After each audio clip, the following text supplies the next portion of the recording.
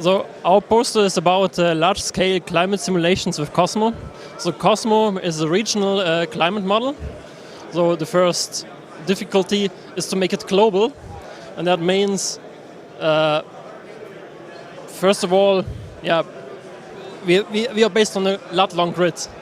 So we will have a problem at the poles, so we cut out the poles and relax the problem there.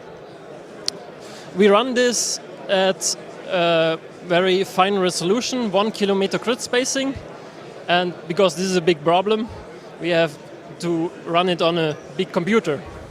But we have Piz Daint, and so we use the full machine basically, 4,900 nodes of this P100 GPU nodes. And at a very fine resolution, there are also interesting things that happen on the climate side, and here's our climate expert.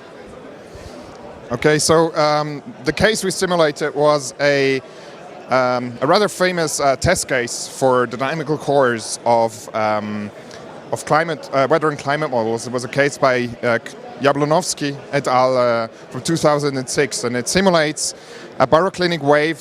So we see here kind of 3 low-pressure systems in a very idealized setup, so we can compare models, what the resolution, what the solutions are at different resolution. And a fundamental property of the test is that we simulate it at different grid spacing, and then they should give a consistent convergent result. And this has been done so far down to 25 kilometers, and along these grid spacings, the solutions are very convergent.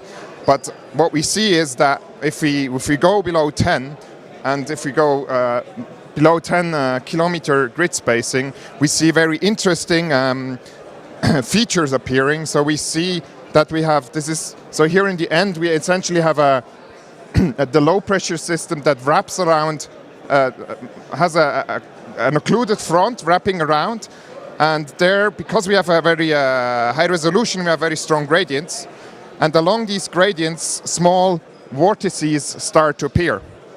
And first we thought, well, this is just an artifact, and then we went back into the literature and looked at satellite pictures, and this is actually something that has very rarely been looked at, and we find actually these small vortices also in satellite pictures. So these are kind of a baroclinic instability that form along this very strong gradient of temperatures, and they then form these very nice small cyclones.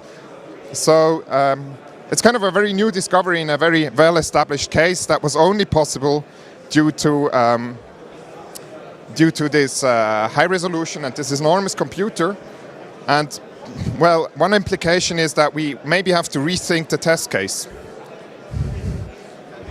What about scalability? Yeah, and so this plot is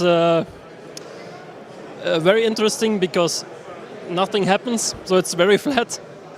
And if you go from 2 nodes up to 4,400 nodes, the weak scaling is very perfect on this huge system.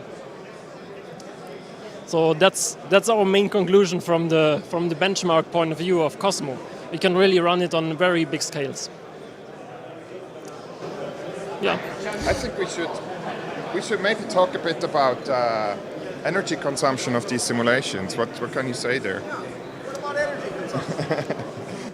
So, I mean, we have raw numbers here, and I mean, to make them reasonable, probably we should compare, but we don't compare here. But what we see is that for simulating 1 year at 1 kilometer resolution, we need 600 megawatt hours, which is a lot, but you're simulating at a global scale. Yeah, maybe to put this into perspective, if we assume 5 Swiss cents per kilowatt hour, right? That would then be 30,000 Swiss francs for 1 year of simulation, just for the energy cost. So I think what this shows is that we have a tremendous amount of work ahead of us, from computer design to code to simulations, so we can bring this number down into more realistic realistic dimensions where we can justify simulations that don't cost too much and don't emit too much CO2 themselves.